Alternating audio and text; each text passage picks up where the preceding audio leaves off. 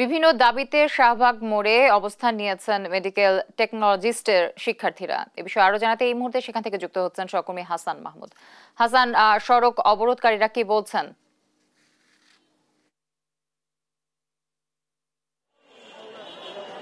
আপনাকে ধন্যবাদ। আপনি যেমনটা বলছিলেন যে মেডিকেল টেকনোলজিস্ট যারা ম্যাথসের শিক্ষার্থী তারা কিন্তু সকাল থেকে শাহবাগ মোড়ে অবস্থান নিয়েছে, অর্থাৎ তারা মোড়টি ব্লক না করে তারা কিন্তু জাতীয় জাদুঘরের সামনে তারা এই মুহূর্তে অবদান নিয়েছে। তারা যেটি দাবি করছেন যে গত কয়েকদিন ধরে তারা বেশ কয়েক মাস ধরে তারা আসলে আন্দোলন করছিলেন তাদের বিভিন্ন দাবি দেওয়া দিয়ে। এর আগে তাদের দাবি ছিল 6 দফা, সেখান থেকে তারা কিন্তু 4 দফা দাবিতে এসেছে এবং তাদের যে মূল দাবিগুলো হচ্ছে 10ম গ্রেডে তাদেরকে নিয়োগ দেওয়া হবে এবং যেসব শিক্ষার্থী ইতিমধ্যে ডিপ্লোমা কমপ্লিট করেছে তাদেরকে আসলে চাকরিতে যোগদান করানো হবে। এবং সেখানে আমরা দেখেছি যে যেসব শিক্ষার্থী কিন্তু মেডিকেল টেকনোলজিস অর্থাৎ ম্যাথস থেকে পাশ করেছে তাদেরকে কিন্তু আসলে নানাভাবে হয়রানি করা হয়েছে এবং সেখানে কিন্তু আসলে নিয়োগ দেওয়া হয়নি। সরকারি এবং বেসরকারি পোস্টে কিন্তু ব্যাপকগুলো পোস্ট ফাঁকা থাকার পরেও সেখানে সরকারিভাবে এখন পর্যন্ত কোনো নিয়োগ দেওয়া হয়নি।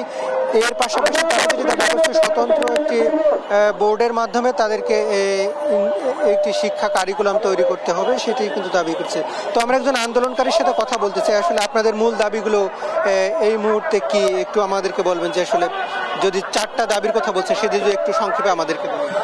আমাদের 4টা দাবির ভিতরে হচ্ছে, প্রথম দাবি হচ্ছে আমাদের 10ম গ্রেডে আমাদের অতি দ্রুত সময়ের ভিতরে আমাদের নিয়োগ। আমাদের দ্বিতীয় হচ্ছে আমাদের অসঙ্গতিপূর্ণ কোর্স কারিকুলাম সংশোধন করে এবং আমাদের প্রতিষ্ঠানের নাম পরিবর্তন করে মেডিকেল ইনস্টিটিউট নামকরণ। এবং আমাদের তৃতীয় হচ্ছে প্রস্তাবিত অ্যালাইড হেলথ প্রফেশনাল বোর্ড বাতিল করে নীতিগত আইন পরিবর্তন সহ medical education board of Bangladesh নামে নীতিগত আইন পরিবর্তন সহ মেডিকেল এডুকেশন বোর্ড গঠন করা। এবং চতুর্থ যে দাবি, সেই দাবিটি হচ্ছে আমাদের আন্তর্জাতিক মানদণ্ড অনুযায়ী এবং বিএমডিসি স্বীকৃত আমাদের যে উচ্চশিক্ষা, সেই উচ্চশিক্ষার ব্যবস্থা করা। এখন উচ্চশিক্ষা নিতে পারছি না। বাংলাদেশে একমাত্র শুধু ডিএমএফ তথা আমাদের যে মেডিকেল ইনস্টিটিউট থেকে পড়াশোনা করার শিক্ষার্থীরাই এই প্রতিষ্ঠান থেকে পড়াশোনা করে তাদের পড়াশোনা শেষ হয়ে যায়।